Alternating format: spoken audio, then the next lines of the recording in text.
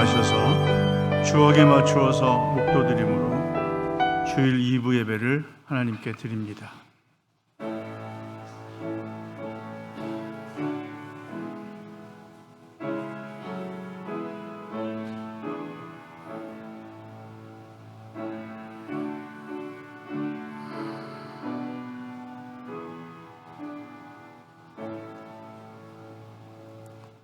삼가 누가 누구에게든지 악으로 악을 갚지 말게 하고 서로 대하든지 모든 사람을 대하든지 항상 선을 따르라.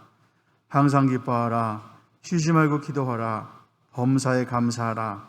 이것이 그리스도 예수 안에서 너희를 향하신 하나님의 뜻이니라. 아멘. 하나님 감사합니다. 하나님 앞에 심이나 무죄하고 자격 없는 심령들을 하나님 앞에 무릎 꿇게 하시고 하나님 앞에 예배드릴 수 있게 하심에 감사를 드립니다. 한 주간 동안 어떻게 살았는지, 우리가 이 시대를 어떻게 지내고 있는지를 돌아보며 하나님 앞에 말씀에 비추어서 가슴을 치고 하나님 말씀에 정말로 어찌할 것이 나고 회개할 수 하지 않고는 견딜 수 없는 심령이 되기를 원하여 주님 앞에 무릎을 꿇었습니다.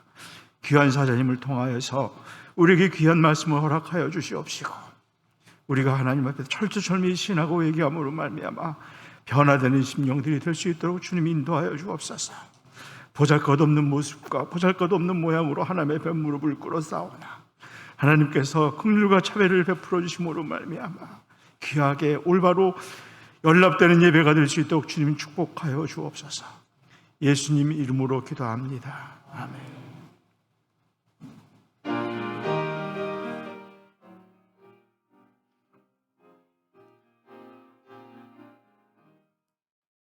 옳은 길 따르라. 의의 길을 세계 만민의 참된 길, 이 길 따라서 살 길을 온 세계에 전하세. 난 백성이 나갈 길, 어두운 밤 지나고 동튼다. 하나님 보아라 저리 주 예수의 나라 이 땅에 곧 오겠네 오겠네. 주 예수 따르라 승리의 주, 세계 만민이 나아갈 길과 진리요 참 생명, 내 창고를 부수고 다 따르라 평화. 어느 밤 지나고 동튼다. 하나님 보아라 저리 주 예수의 나라 이 땅에 곧 오겠네 오겠네. 놀라운 이 소식 알리어라. 세계 만민을 구하려 내 주 예수를 보내신 참 사랑의 하나님.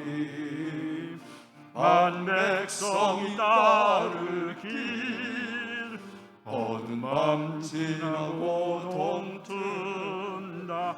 하나님 보아라 저리 주 예수의 나라 이 땅에 곧 오겠네 오겠네. 고난 길 헤치고 찾아온 많은 백성을 구한 길, 모두 나와서 믿으면 온 세상이 마침내 이 진리에 살겠네. 어두운 밤 지나고 동튼다. 하나님 보아라 저리 주 예수의 나라 이 땅에 곧 오겠네 오겠네. 전능하사 천지를 만드신 하나님 아버지를 내가 믿사오며 그 외아들 우리 주 예수 그리스도를 믿사오니 이는 성령으로 잉태하사 동정녀 마리아에게 나시고 본디오 빌라도에게 고난을 받으사 십자가에 못 박혀 죽으시고 장사한 지 사흘 만에 죽은 자 가운데서 다시 살아나시며 하늘에 오르사 전능하신 하나님 우편에 앉아 계시다가 저리로서 산 자와 죽은 자를 심판하러 오시리라. 시홍정을 믿사오며 거룩한 공예와 성도가 서로 교통하는 것과 죄를 사하여 주시는 것과 몸이 다시 사는 것과 영원히 사는 것을 믿사옵나이다. 아멘. 교독 78번입니다. 요한복음 14장입니다. 너희는 마음에 근심하지 말라. 하나님을 믿으니 또 나를 믿으라. 내가 아버지 집에 거할 곳이 많도다. 그렇지 않으면 너희에게 이르렀으리라. 내가 너희를 위하여 거처를 예비하러 가노니 가서 너희를 위하여 거처를 예비하면 내가 다시 와서 너희를 내게로 영접하여 나 있는 곳에 너희를 있게 하리라. 내가 어디로 가는지 그 길을 너희가 아느니라. 너가 이르되 주여 주께서 어디로 가시는지 우리가 알지 못하노라. 그 길을 어찌 알겠사옵나이까. 예수께서 이르시되 내가 곧 길이요 진리요 생명이니 나로 말미암지 않고는 아버지께로 올 자가 없느니라. 아멘. 다 같이 앉으십시오. 이 시간에 박은숙 권사님께서 기도를 해주시겠습니다.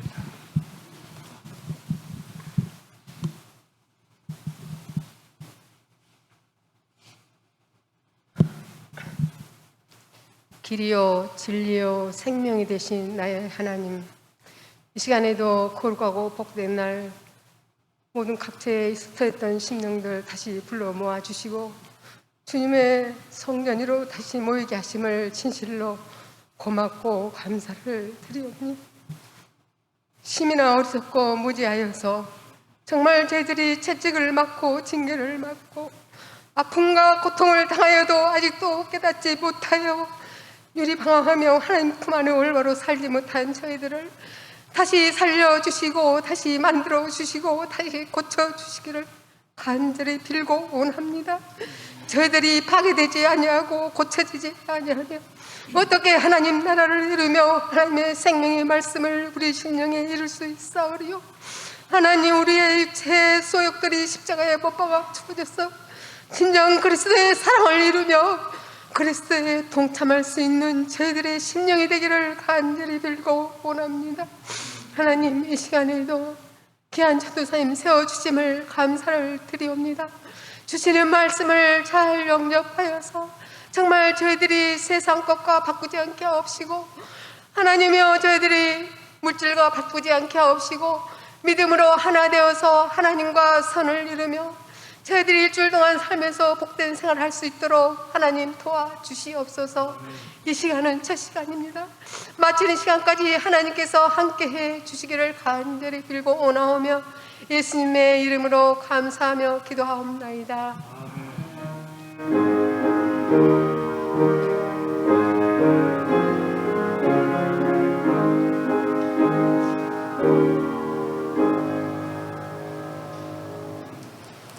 성경 봉독하겠습니다. 성경은 창세기 4장 1절부터 2절 그리고 25절부터 26절까지 두 군데를 제가 봉독합니다. 창세기 4장 1절부터 2절입니다. 아담이 그의 아내 하와와 동침하매 하와가 임신하여 가인을 낳고 이르되 내가 여호와로 말미암아 등남하였다 하니라. 그가 또 가인의 아우 아벨을 낳았는데 아벨은 양치는 자였고 가인은 농사하는 자였더라. 25절, 26절을 읽겠습니다. 아담이 다시 자기 아내와 동침하매 그가 아들을 낳아 그의 이름을 셋이라 하였으니 이는 하나님이 내게 가인이 죽인 아벨 대신에 다른 씨를 주셨다 함이며 셋 또 아들을 낳고 그의 이름을 에노스라 하였으며 그때 사람들이 비로소 여호와의 이름을 불렀더라. 아멘. 이 시간에는 김민수 전도사님께서 말씀을 선포하시겠습니다. 말씀의 제목은 비로소 여호와의 이름을 불렀더라 하는 말씀입니다.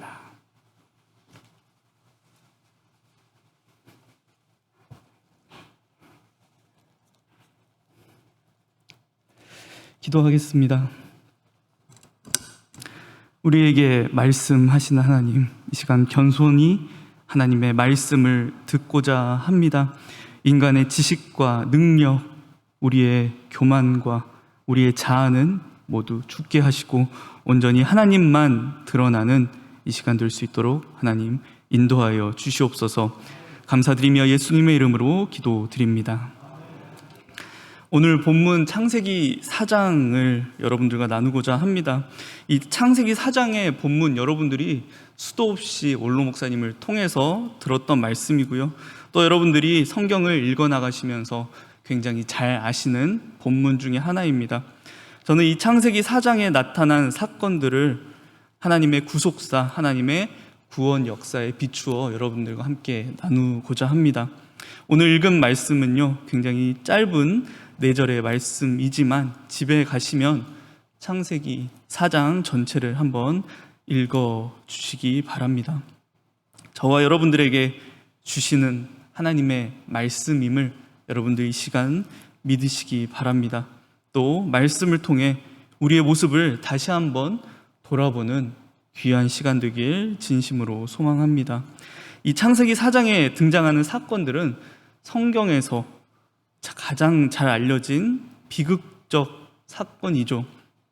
하나님을 배반하고 하나님의 앞을 떠난 인간의 삶이, 그리고 한 가정의 삶이 참 비극적인 결과로 끝나는 것을 우리가 볼 수 있습니다.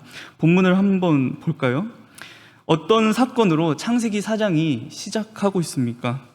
불순종, 범죄함으로 인해 하나님 앞을 떠난, 그리고 에덴을 떠난 아담과 하와가 자녀를 낳는 것에서부터 창세기 4장이 시작하고 있습니다. 이 아담과 하와는 가인이라는 한 인물을 낳게 됩니다. 여러분들, 성경에 등장하는 인물들, 특히 하나님의 구원 역사를 중심으로 구약에 등장하는 인물들의 이름에는요, 상당히 눈여겨볼 만한 특징들이 있다라는 것입니다. 이름에 담긴 의미들을 통하여서 그 인물의 상황과 인물의 성격 또는 특징 등을 우리가 간접적으로 알 수 있게 했습니다. 이 가인이라는 이름의 의미는 얻다라는 의미를 가지고 있습니다. 그래서 하와가 가인을 낳고 기쁨 속에서 이야기하는 거죠. 내가 여호와로 말미암아 득남하였다. 여러분들, 이 하와의 말, 하와의 고백이 어떻게 들리십니까? 오늘 이 하와의 고백은 우리가 믿음 속에서 하는, 믿음 가운데 하는 고백과 별반 다르지 않아 보이는 것 같습니다. 하나님의 주권을 인정하는 하와의 겸손의 표현처럼 보입니다. 그런데요, 여러분들, 이 말을 원어적 히브리어 그 원어로 살펴보면 이 하와의 고백이 한국어 성경 버전의 어감에서 느끼는 것과 의미가 조금 다르다라는 것을 우리가 알 수 있는데요. 이 말을 원어적으로 표현하면 이렇게 해석할 수 있습니다. 내가 남자를 얻었다. 여호와가 함께 해서. 이 말의 뉘앙스가 여러분들 느껴지십니까? 주어가 누가 되는 거죠? 내가 됩니다. 나라는 것입니다. 이 가인이라는 아들을 얻는 데 있어 비중을 어디에 더 많이 두고 있다라는 거죠? 우선순위가 누구에게 있습니까? 하나님입니까? 나입니까? 하와는 자신에게 두고 있다라는 것입니다. 여러분들, 창세기 4장을 시작하시면서 읽어 나가시면서 여러분들이 반드시 기억해야 할 한 가지가 있습니다. 그것은 창세기 3장에서 시작된 죄의 문제가 어느 것 하나 해결되지 않은 채 창세기 4장으로 넘어왔다라는 것입니다. 우리 속에 들어온 죄가 우리 속에서 활동하는 그 일이 한 가지 있습니다. 무엇이죠? 하나님보다 내가 더 커 보이게 만든다라는 것입니다. 하나님의 자리에 나를 앉히는 것이 죄가 하는 일입니다. 아담과 하와 안에는 여전히 해결되지 않은 그 죄의 문제가 있었습니다. 하와의 고백은 표면적으로 보면 여호와의 도우심으로 여호와께서 함께 하셔서 내가 자녀를 얻었습니다라는 믿음의 고백처럼 보이지만 그 심령의 중심에는 여전히 하나님이 아닌 나라고 하는 자아가 그 하와의 중심에 자리 잡고 있다라는 것입니다. 그래서 이 얻었다라는 말의 영어 번역 중에는 내가 창조했습니다라는 그 말도 포함되어 있다라고 합니다. 죄는 우리가 하나님을 보게 하는 것이 아니라 나를 보게 만듭니다. 그리고 그것으로 충분하다 착각하게 만드는 거죠. 하지만 어떻습니까? 하나님이 계시지 않는 그 인생과 그 심령은 언제나 불안한 상태입니다. 그리고 끊임없이 채워지지 않는 갈증의 상태를 느끼며 살아가게 된다는 것입니다. 하와가 이와 같이 이야기하는 이유가 무엇이죠? 하와의 이 착각은 어디에서 비롯된 것입니까? 창세기 3장 15절 말씀, 우리가 원시 복음이라고 이야기하는 하나님의 언약이 바탕이 될 것입니다. 창세기 3장 15절입니다. 제가 읽어드리겠습니다. 내가 너로 여자와 원수가 되게 하고 내 후손도 여자의 후손과 원수가 되게 하리니 여자의 후손은 내 머리를 상하게 할 것이요 너는 그의 발꿈치를 상하게 할 것이니라 하시고, 현재 이 비참하고 고통스러운 죄의 문제를 해결해 줄 그 후손을 보내시겠다라는 하나님의 약속이고 언약입니다. 하와는 가인을 낳는 고통 속에서 아마 이 언약을 기억하지 않았을까 합니다. 하나님이 약속한 대로 그 후손을 이제 나에게 주시는구나. 이제 내가 가지고 있던 이 모든 죄의 문제가 해결될 수 있겠구나. 이 고통을 이 아들이 끝내주겠구나라고 착각하게 되는 것입니다. 죄가 주는 착각인 거죠. 죄는 우리가 우리의 것으로, 내가 얻는 것으로 우리의 문제를 해결할 수 있다, 나를 내가 구원할 수 있다라고 착각하게 만듭니다. 하나님은 도와주실 거라 우리는 신앙 가운데 생각하는 거죠. 그런데 여러분들, 우리는 하나님의 도움으로 구원을 얻는 게 아니고요, 하나님이 주시는 구원을 받는 것입니다. 하나님을 떠난 그들이 이제 내가 얻었다라고 기뻐하는 가운데 하나님께서 그 가정에 누구를 보내신다라는 것입니까? 아벨을 보내십니다. 그리고 우리가 참 잘 아는, 그리고 인류사에 있어서 기록된 첫 살인, 형제 간의 살인이라는 이 비극적 사건이 기록됩니다. 그 시작이 두 사람이 드린 제물 중 하나님께서 아벨의 제물은 받으셨지만 가인의 제물은 받지 않으신 사건입니다. 창세기 4장에는 그 이유가 분명히 드러나 있지 않습니다. 아벨은 창세기 4장 이후에 구약 어디에서도 등장하지 않습니다. 하지만 신약에 가서요, 예수님께서 아벨을 의인이라 칭하십니다. 히브리서에서는 아벨이 믿음으로 가인보다 더 나은 제사를 드린 의로운 자로 표현하고 있습니다. 이 신약의 말씀을 바탕으로 하나님께서 아벨의 제물을 받으신 이유를 생각해 본다면 그가 의인이기 때문일 것입니다. 그리고 그 아벨이 의인이 될 수 있었던 그 이유는 그의 행위 때문이 아니라 하나님께서 그렇게 택하셨기 때문입니다. 아담의 범죄 이후로 인간 그 누구도 행위로 의롭다 함을 받을 수 없는 사실을 여러분들 충분히 알고 계실 것입니다. 그런데 하나님께서는 구원 역사 가운데 하나님의 의 계획 속에 사용하신다라는 거죠. 아벨이 의인이었기 때문에 믿음으로 더 나은 제사를 드렸고 하나님께서 그 제사를 받으셨다라는 것입니다. 그런데 그런 의인 아벨을 죽인 가인을 여러분들 생각해 보시기 바랍니다.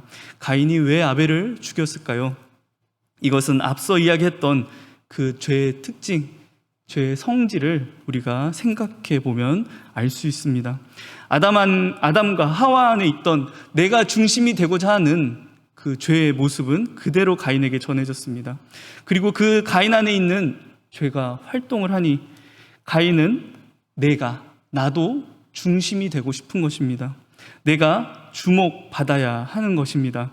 여러분들 4절에 하나님께서 그 아벨의 제물을 연납하셨다라는 말은 우리가 한글적인 의미로는 받으셨다라는 의미가 있지만 히브리어의 의미로는 주목하다, 응시하다, 집중해서 바라보다라는 의미가 담겨 있습니다.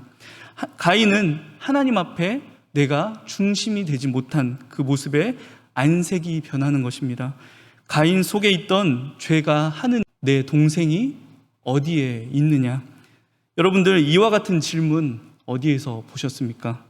창세기 3장 죄로 인해 벌거벗음이 수치임을 깨닫고 풀숲에 숨어있던 아담과 하와를 부르셨던 하나님의 질문이 아니었습니까? 아담아, 네가 어디에 있느냐? 그때 가인은 아담과 같이 그 순간 하나님 앞에 하나님, 제가 죄를 저질렀습니다.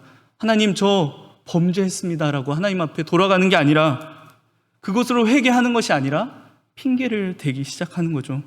자신의 죄를 외면하기 시작합니다.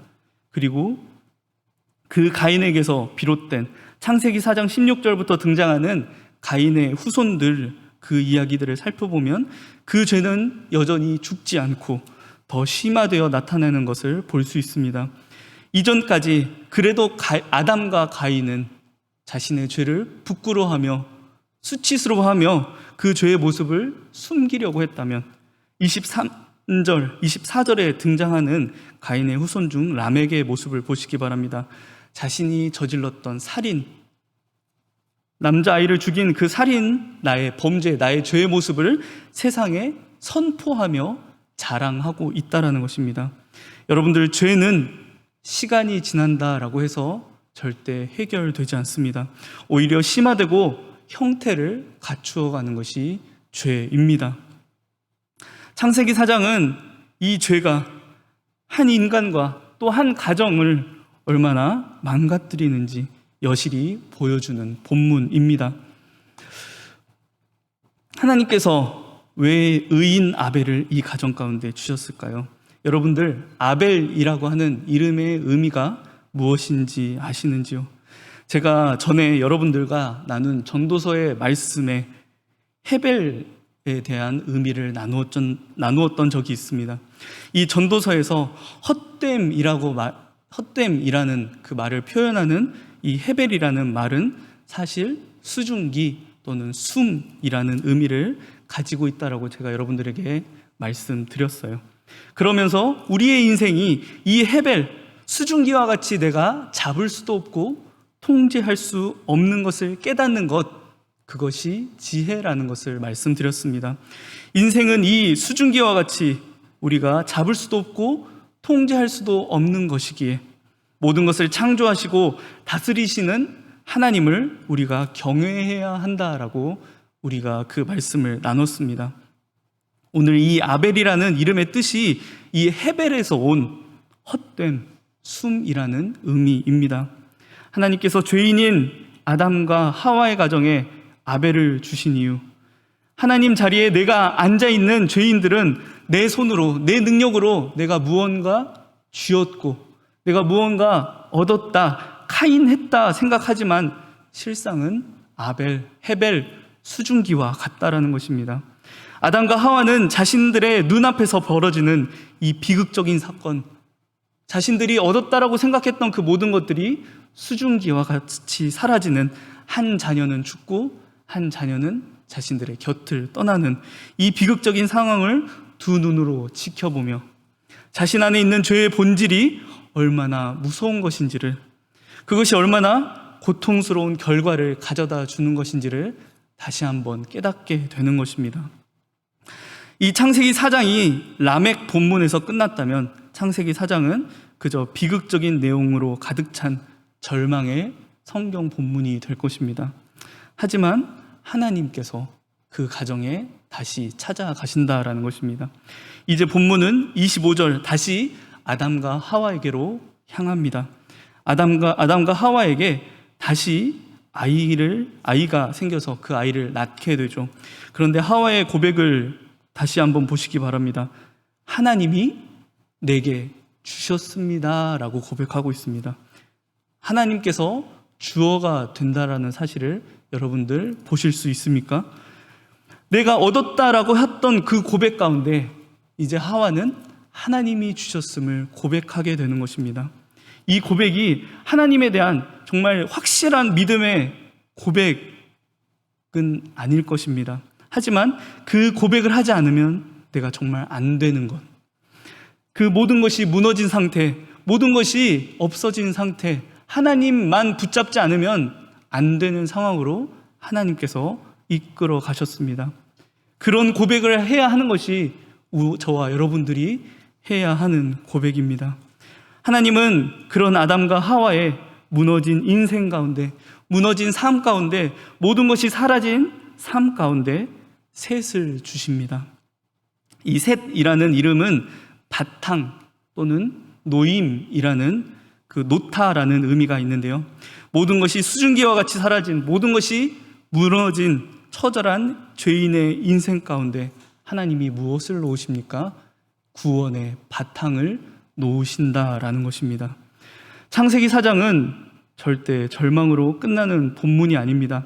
인간의 죄성과 연약함이 이 땅에 짙은 어둠을 깔고 있지만, 그 어둠이 수도 없이 번져나가고 있지만 하나님은 그 끝없는 어둠 속에서 빛을 내시는 분이라는 것입니다.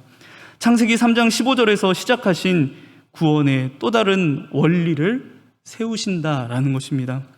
그 셋에게서 에노스라는 아들이 태어납니다. 이 에노스라는 이름의 의미는요, 깨지기 쉬운, 연약한, 죽을 수밖에 없는 이라는 의미를 가지고 있다고 합니다.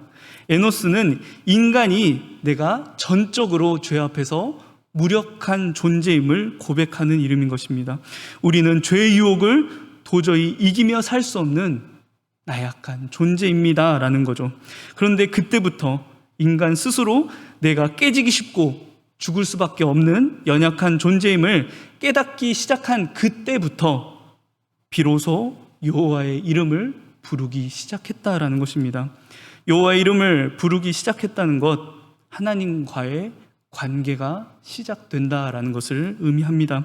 여기서 부르다라는 그 히브리어 단어 카라는요, 우리가 하나님 하고 부르는 것도 의미하지만 동시에 우리가 우리의 목소리를 높여 크게 외쳐 선포하는 그 선포의 의미도 담겨 있습니다.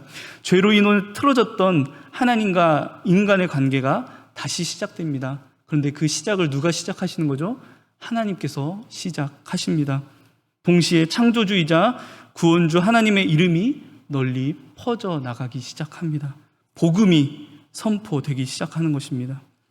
창세기 4장은 죄로 물들어 망가진 우리 죄인들의 인생 가운데 하나님께서 그 하나님의 그분의 구원 역사를 어떻게 진행해 가실 것인지 그것을 우리에게 선언적으로 보여주시는 본문입니다.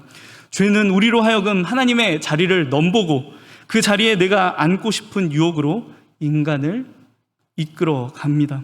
그 죄의 유혹에 넘어간 인간은 하나님 없이도 내가 무언가 성취할 수 있겠다라는 착각 속에 살아가죠. 그런데 하나님은 그런 죄인들을 그냥 두시지 않는다라는 거죠. 그 인생이 헤베림을 깨닫게 하십니다. 그리고 하나님 없이 하나님을 외면하고 그가 쌓아왔던 모든 것을 무너뜨리신다라는 거죠. 그리고 그 모든 것이 무너진 실패의 자리에 하나님은 그분의 놀라운 구원 계획을 다시 놓고 세워 가신다라는 것입니다. 하나님의 모든 구속사, 하나님의 구원 역사가 이 원리 안에서 진행되어 갑니다. 죄인인 우리를 하나님이 우리의 그 자리에 하나님의 구원을 놓으신다라는 거죠. 그리고 이 구원 원리가 모두 완벽하게 성취된 곳이 있습니다. 바로 저와 여러분들의 신앙의 중심인 십자가라는 것입니다. 십자가는 인간이 죄로 쌓아 올린 그 모든 것이 남김없이 정말 무너지는 자리가 십자가입니다. 죄는 용납되지 않는 무시무시한 심판의 자리입니다. 죄인인 우리가 그 심판을 마땅히 받아야 했죠. 그런데 그 심판을 누가 감당하셨습니까? 하나님의 아들 예수 그리스도께서 감당하셨습니다. 예수께서 우리 대신 그 처절한 심판을 당하셨고요. 그 십자가 위에서 자신을 비롯한 죄의 모든 것을 무너뜨리셨다라는 것입니다. 인간의 눈으로 보면 십자가는 실패의 자리입니다. 공포의 자리고요. 두려움의 자리입니다. 그런데 하나님께서 그 실패의 자리에, 죽음의 자리에 무엇을 놓아주시는 거죠? 구원과 생명을 놓아주신다라는 것입니다. 그저 그 죽음의 심판 앞에 고개 숙이고 벌벌 떨 수밖에 없는 죄인들의 손에 하나님께서 구원을 쥐어주시는 것입니다. 그렇게 우리가 이 십자가를 바라볼 때, 십자가 참 좋은 것이지, 십자가 참 사랑의 의미야 라는 것을 우리가 먼저 고백하기 전에, 그 십자가를 바라보며 내가 죽을 수밖에 없는, 내가 달렸어야 하는 그 연약함이 고백되어야 하는 자리가 바로 십자가의 자리입니다. 그거 십자가를 바라보며 하나님 없이는, 하나님을 외면한 채 나는 아무것도 아닙니다. 나는 마땅히 죽어야 하는 연약한 존재입니다. 라는 고백이 있어야 한다는 거죠. 그리고 그 자리에 놓아주시는 구원을 바라보며, 그 자리에 선물로 주시는 구원을 바라보며 하나님에 대한 기쁨과 감사가 넘쳐나야 하는 것입니다. 그리고 그것을 깨닫는 자리가 우리의 예배 자리입니다. 저와 여러분들의 예배는 어떻습니까? 하나님 앞에서 우리가 여전히 아등바등하며 놓지 못하는 무언가가 있진 않습니까? 예배 자리에 나오면서 여전히 내가 집중되어야 하고 내가 중심이 되어야 하는 것입니까? 또는 예배를 통해 하나님의 도움으로 내가 무언가를 성취하고 이루고자 하셨습니까? 이 시간 세상 속에서 경험했던 여러분들의 연약함과 실패를 정말 솔직하게 고백하는 이 시간 되길 진심으로 소망합니다. 나의 연약함을 고백하며 하나님 앞에 나아오십시오. 그리고 그 실패의 자리에 구원을 놓아주시는, 구원의 바탕을 세우시는 하나님을 찬양하시기 바랍니다. 구원의 하나님을 경험하며 여러분들의 믿음이 회복되는 시간 되길 바랍니다. 이 시간 제 모습을 고백합니다. 저는요, 사실 이 자리에서 말씀 전하는 딱 이 순간이요, 제 삶 가운데 가장 믿음이 좋아지는 순간이라 생각합니다. 저에게 말씀 준비하는 그 일주일의 시간, 2주의 시간이겠죠. 그 시간들은요, 저의 가장 낮은 모습을 보는 시간입니다. 가장 약한 모습을 발견하는 시간이에요. 본문을 정하고 말씀을 준비하면서 제가 먼저 제 자신에게 묻습니다. 너가 정말 이 말씀을 전할 만한 그릇인가? 답은 항상 정해져 있어요. 그렇지 못합니다 라는 것입니다. 저는 원로 목사님이나 우리 또 담임 목사님들, 또 총회 모든 선배 목사님들, 전도사님들 같이 온전히 일주일을 하나님 앞에 살지 못합니다. 아직도 제 안에 무너져야 할 게 많다라는 것을 알고 있습니다.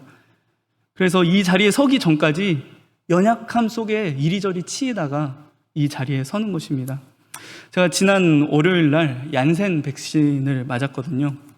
여기에도 이제 백신을 맞으셨던 분들이 있으셨을 텐데, 저는 큰 증상은 없었고 약간의 몸살기 정도만 있었습니다. 그래서 큰 문제 없이 지나간 것 같습니다.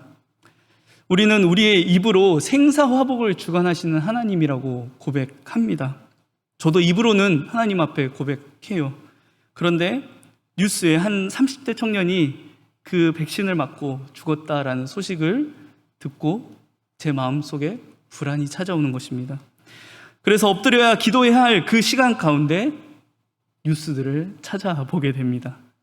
뉴스들을 찾아보다가 또 아차 하는 거죠. 하나님 앞에 서지 못했습니다.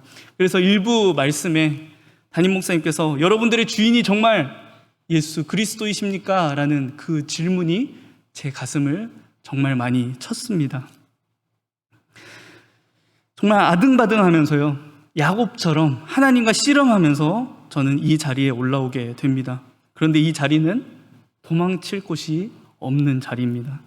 하나님께서 이 자리에 올라오시는 것을 막으시면 막으셨지 도망갈 곳이 없는 곳입니다. 그렇기에 정말 연약한 제 모습을 가지고, 정말 부족한 제 모습을 가지고 하나님 앞에 제 자신을 맡기지 않으면 설 수 없는 자리라는 것을 알고 있습니다. 그래서 이곳만큼은 제 자신을 하나님께 온전히 맡기는 믿음의 자리라고 고백하는 것입니다. 그리고 이 자리에 서기 전 이곳에 무릎을 꿇고 항상 하는 기도가 있습니다. 제가 이 자리에 설 때, 제가 이곳에 올라올 때 하나님, 제가 보이지 않길 바랍니다. 온전히 하나님만 드러나는 자리 되길 소망합니다 라고 기도합니다. 저와 여러분들을 이 시간, 이 예배의 시간이 정말 그런 시간 되길 소망합니다. 이곳에 계신 모든 분들이 정말 전인격적으로 하나님을 만나는 시간 되었으면 좋겠습니다. 하나님의 음성을 듣고 하나님의 마음을 깨닫는 시간 되었으면 좋겠습니다. 또 이곳에 오신 몇몇 분들 중에는요, 정말 내가 내 인생을 헤벨과 같이 통제할 수 없어서 그 인생 앞에 좌절했거나, 또는 어떠한 사건들로 무너진 삶의 자리, 무너진 가정의 자리, 무너진 내 인생의 자리에 혹시 지쳐 계신 분들, 아파하시는 분들이 이곳에 오셨다면 오늘 하나님께서 주신 말씀으로 소망을 얻으셨길 바랍니다. 위로 받으셨길 바랍니다. 여러분들의 그 실패의 자리 가운데 하나님께서 이미 그분의 놀라운 계획을 진행해 나가고 계신다는 사실, 믿음으로 고백하시기 바랍니다. 이 시간 저와 여러분들의 목소리로 하나님 앞에 고백하는 시간 가지고자 합니다. 먼저 나의 연약함과 실패를 하나님 앞에 고백하시기 바랍니다. 하나님, 저 연약했습니다. 이번 한 주 또 쓰러졌고 또 넘어졌습니다. 그런데 하나님, 그 모습으로 하나님 앞에 나옵니다라고 여러분들 고백하시기 바랍니다.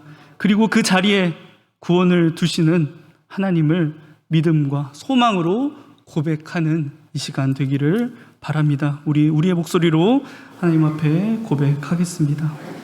하나님, 부족한 모습, 죄인의 모습으로 하나님 앞에 섰습니다. 하지만 하나님 받아주실 것을 믿습니다. 상한 심령을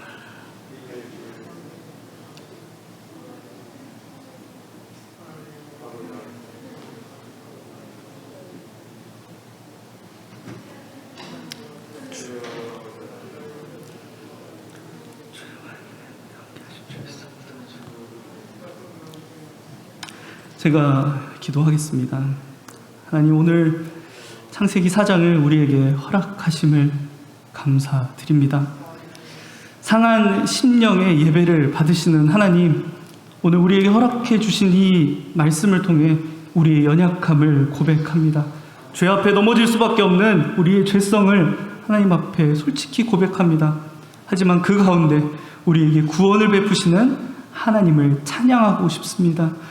사랑으로 찾아오시는 하나님을 우리가 정말 만나고 싶습니다. 우리의 약함을 고백하는 이 시간, 우리들을 만나주시고 우리를 향한 그 하나님과 하나님의 마음과 하나님의 그 뜻을, 우리를 향해 세워놓으신 그 계획들을 깨닫는 시간 될 수 있도록 하나님 붙잡아 주시옵소서. 이를 통해 하나님의 이름을 크게 불러 세상에 외칠 수 있는 하나님의 사람들 되게 만들어 주시옵소서. 예수님의 이름으로 기도드립니다.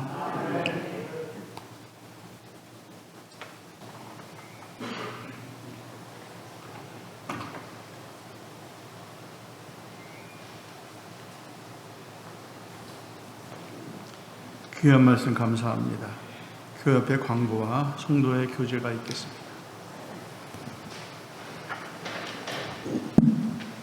7월 첫째 주일 7월 4일은 맥주 감사절 예배를 드립니다. 다음 주일입니다. 기도에 힘쓰시고 감사절을 정성껏 준비해 주시기 바랍니다. 춘계되신 방이 하나님의 크신 은혜와 사랑 가운데 잘 마쳤습니다. 각 가정마다 주신 말씀 붙잡고 승리하셔서 복의 근원을 이루시기를 바랍니다. 다음 주일 예배 안내드립니다. 1부 예배는 오전 9시에 5교구에서 8교구 성도님을 참석하시기 바랍니다. 2부 예배 오전 10시 30분이고 1교구에서 4교구 이 자리에 계신 성도님들은 다음 주에도 2부를 한 번 더 오셔야 되겠습니다. 유치부와 주일학교 중고등부 예배는 온라인 예배로 드립니다. 미취학 아동을 포함해서 어린아이를 데리고 예배에 참석하기를 원하시는 부모님들은 2층 예배실에서 예배를 드리시면 되겠습니다. 이명호 원로 목사님께서 이번 주 생신을 맞이하셨습니다. 코로나 이전에는 같이 식사도 하고 그런 자리가 있었지만 지금은 어려운 형편이기 때문에 우리 목사님께서 성도님들을 사랑하시는 마음으로 특별히 맛있는 좋은 떡을 이렇게 준비해 주셨습니다. 예배 끝나고 나가실 때 현관에서 감사하는 마음으로 받아가시고 우리 목사님 더욱더 앞으로도 건강하셔서 진리의 말씀 선포하시는데 어려움이 없으시도록 기도 계속해 주시기를 부탁드립니다. 결혼식 안내드립니다.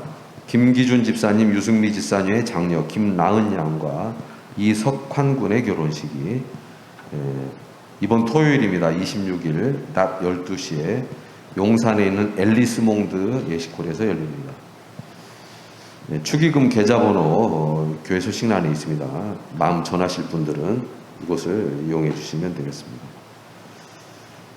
코로나 방역 수칙, 지금 예방 접종이 진행 중이지만 당분간 계속해서 방역 수칙을 잘 지켜주시고 코로나가 조기에 종식되어서 예배가 정상화될 수 있도록 계속 기도 많이 해주시기를 부탁드립니다. 성도의 교제 시간입니다. 주변에 계신 분들과 눈을 마주치시고 반갑게 인사하시기 바랍니다. 사랑하고 축복합니다. 이상입니다. 다 같이 일어나 주십시오. 해외성령 1장을 부르시고 전도사님의 봉헌 기도와 주기도문으로 예배를 마치겠습니다.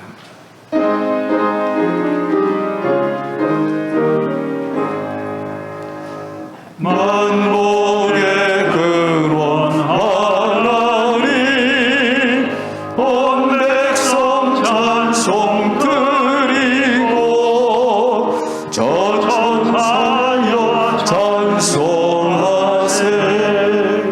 찬송 성부 성자 성령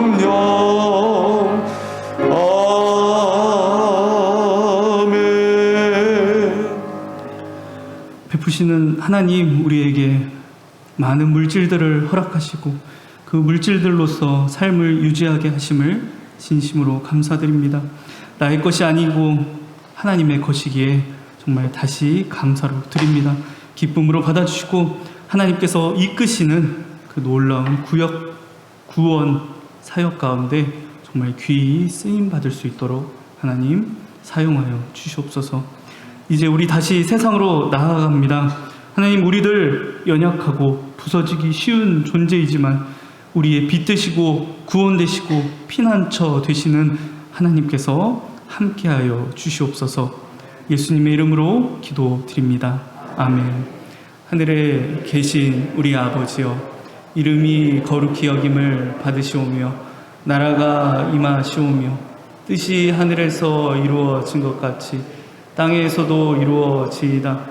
오늘 우리에게 일용할 양식을 주시옵고 우리가 우리에게 죄 지은 자를 사하여 준 것 같이 우리 죄를 사하여 주시옵고 우리를 시험에 들게 하지 마시옵고 다만 악에서 구하시옵소서. 나라와 권세와 영광이 아버지께 영원히 있사옵나이다. 아멘.